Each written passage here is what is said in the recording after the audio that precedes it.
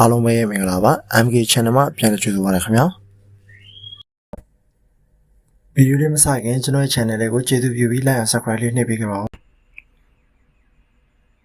အားလုံးပဲမင်္ဂလာပါကျွန်တော်ဒီနေ့ဝင်ပြပေးခြင်းတဲ့အကြောင်းအရာတော့ Redmi 7ကိုကျွန်တော်တို့ official မလုပ်ပဲကျွန်တော်တို့ application နဲ့ Play Store သွင်းတဲ့နေလို့ကျွန်တော်ဝင်ပြပေးသွားမှာဖြစ်ပါတယ်အခုကျွန်တော်ပြောပြတာတော့ကျွန်တော်ဥမာ site မသွားနိုင်တဲ့လူတွေokay ဒီတော့ stay ပဲအလုံးမဲ့သုံးညတဲ့လူတွေအတွက်လည်းအသုံးဝင်မယ်လို့ကျွန်တော်ထင်ပါတယ် okay ဥစ္စာပထမကျွန်တော်တို့ကျွန်တော်ဒီကောင် stay ပဲလုံးပေါ့နော် stay ပဲလုံးကိုကျွန်တော်တို့ version ကျွန်တော်6လောက်စစ်တင်နေမှာဗျ my device ထဲဝင်လိုက်မယ် okay MIUI တော့ 10.2 ပဲရှိရမှာနော်ဒါပေမဲ့ Android version ကိုကျွန်တော်က6လောက်စစ်ကမယ် Android version က9 okay Android version 9ဆိုလို့ရှိရင်တော့ကျွန်တော်ခုလုပ်ပြမှာ CRTD ရဲ့ Play Store ထည့်တဲ့ကောင်လေးကျွန်တော်ပြဖြစ်ပါတယ် okay အဲ့ဒီမှာကျွန်တော်စစ်မှာတော့အရေးကြီးကတော့ Android version ပေါ့ဟောတချို့ကတခါကျလို့ရှိရင် Android version 8ဖြစ်မယ်တချို့ကကျတော့ Android version 9နေပဲဖြစ်တတ်တယ်ဗျ okay ခုကျွန်တော်လုပ်ပါမှာ Android 9ပေါ့နော်အဲ့တော့ကျွန်တော်ထွက်မယ်ပြီးရင် CRTD software လေးဝင်မယ် okay ဒီမှာကျွန်တော်ရေးပြထားတယ်ဗျ Android 9ဆိုပြီးအဲ့ကောင်လေးကိုကျွန်တော်တစ်ချက်လောက်နှိပ်မယ်ပြီးတော့ Google account manager နဲ့သွားမယ်ပြီး package installer ကျွန်တော်ရွေးလိုက်မယ် okay ပြန်ထွက်မယ်ကျွန်တော် software တွေကိုကျွန်တော်ပုံမှန်နိုင်မယ်တစ်ခုချင်းစီကျွန်တော် install လုပ်မှာဗျ okay play service ကိုကျွန်တော် run မယ်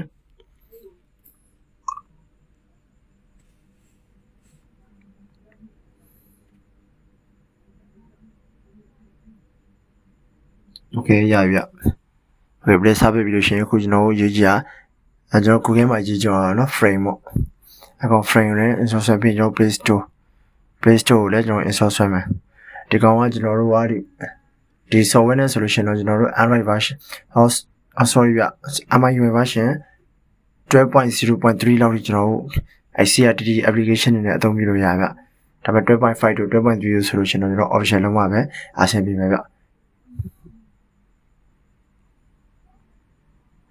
ကိုကနောက်ပိုင်းကိုက Wi-Fi ပေါ့နော်အများတန်းဒီ Gmail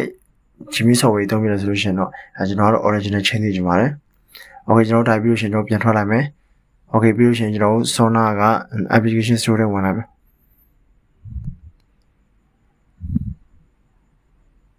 okay ဒီလိုမျိုးပေါ်လာပြီဆိုလို့ရှိရင်ကျွန်တော်တို့ application install ဆွဲတာအဆင်ပြေရပါတော့ okay လောက်တယ်ကျွန်တော် account ထုတ်တော့ကျွန်တော်ထည့်ကြည့်လိုက်မယ် okay เนาะကျွန်တော်ကြော်တဲ့ဟာတွေကျွန်တော်ဖွင့်တဲ့ဟာတွေကြော်ရဗျ okay အားလုံးပဲကျေးဇူးတင်ပါတယ်ကျွန်တော်ဒီနေ့ဝင်ပြပေးတဲ့အကြောင်းအရာလူချင်းမင်းတို့အတွက်အသုံးဝင်နေဆိုလို့ရှိရင်ကျွန်တော် channel လေးကို like and subscribe ပြုလုပ်ပေးပါလို့ကျွန်တော်တောင်းဆိုပါတယ်အားလုံးကိုကျေးဇူးတင်ပါတယ်ခင်ဗျာ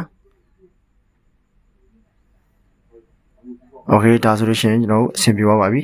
ပြီး accept ကိုနှိပ်မယ် okay accept ပဲနှိပ်မယ် okay ဒါဆိုလို့ရှိရင်ကျွန်တော်တို့ Facebook ထည့်ထားအောင်ပါခင်ဗျာCRTD ရဲ့တင်ကိုလည်းကျွန်တော် description ထဲမှာကျွန်တော်ထည့်ထားပေးပါမယ်